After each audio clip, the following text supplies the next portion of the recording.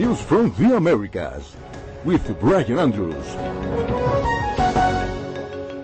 Welcome. Our look at news from the Americas begins in Mexico, where President Felipe Calderón has unveiled a new economic plan to offset the effects of the global economic slump on the Mexican economy. The president's plan includes a freeze on gas prices and a 10% reduction in natural gas prices. His government also plans to spend $42 billion to help rebuild Mexico's transportation infrastructure. The president is pledging about $193 million to improve Social Security for the unemployed there. To help Mexican businesses, the government will make at least 20% of its purchases from small to mid-sized Mexican companies, and they'll start a Made in Mexico program for businesses to sell supplies to the national oil industry, which, by the way, is getting an additional $1.2 billion this year. Peru is also taking steps to bolster its economy by encouraging Peruvians to buy Peruvian products, reducing dependency on imported products, and to help grow the internal market for Peruvian industry. President Alan Garcia launched the new campaign called Comprarle al Peru, which means Buy Peru. Now, a diplomatic rift between Venezuela and Israel, just one day after President Hugo Chavez expelled Israel's ambassador to Caracas in protest of Israel's attacks on the Palestinians. Israel has given the boot to Venezuela's top diplomat there.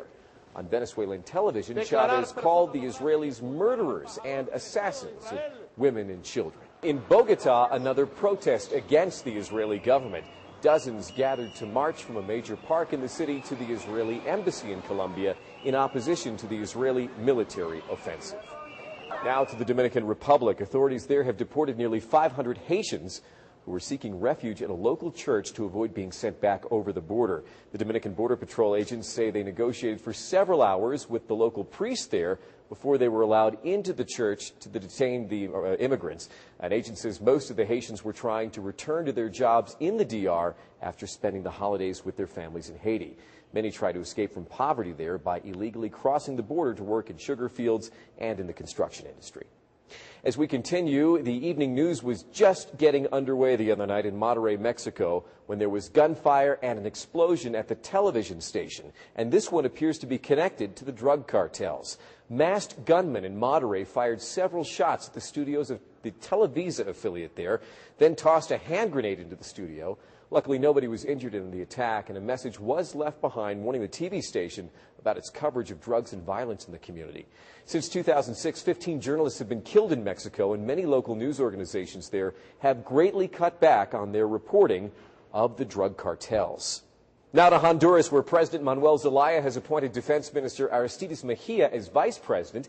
Mejia replaces Elvin Santos, who left last year to run for president. Replacing Mejia in the Honduran Defense Ministry is Foreign Relations Secretary Edmundo Orellana.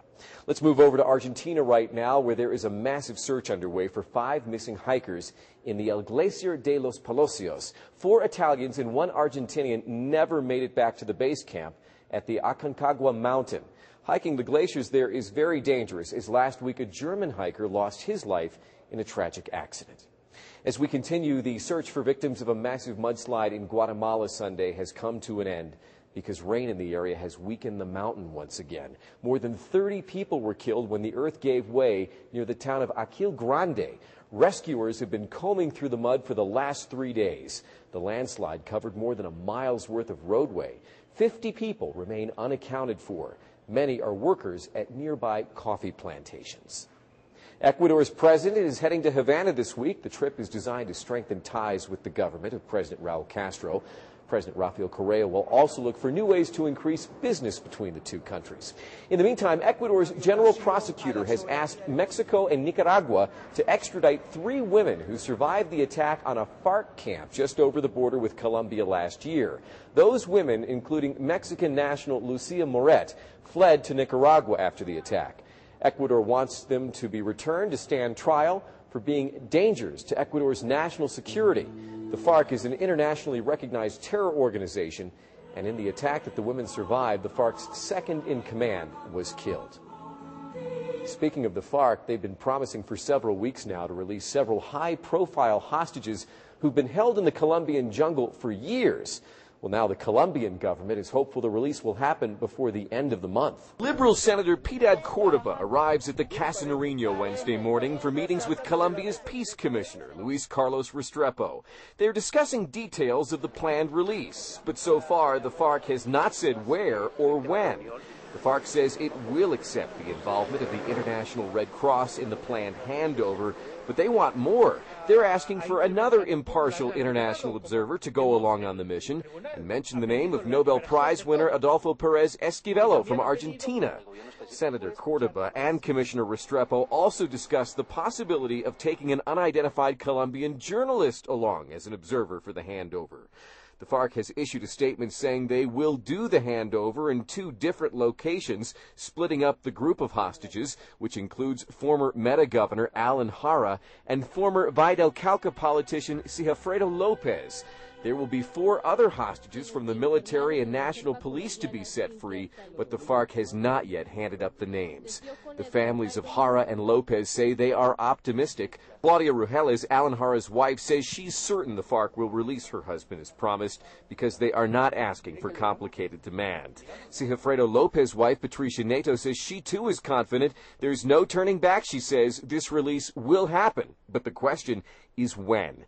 The Colombian government says they will guarantee the security of the handover operation when it happens and that they trust in the International Red Cross and have authorized Senator Córdoba to be part of the mission. And those are some of the stories making news from the Americas this morning. Non-stop news from the Americas in Espanol on the new Nuestra Tele Noticias 24 Hora channel, available on DirecTV and select cable systems throughout Latin America. We're also online, nuestratele.tv. And you can join me for a recap of the latest news from Colombia every day with RCN News in English, available online at rcnnews.tv. I'm Brian Andrews reporting from Bogota. We'll see you on our next edition.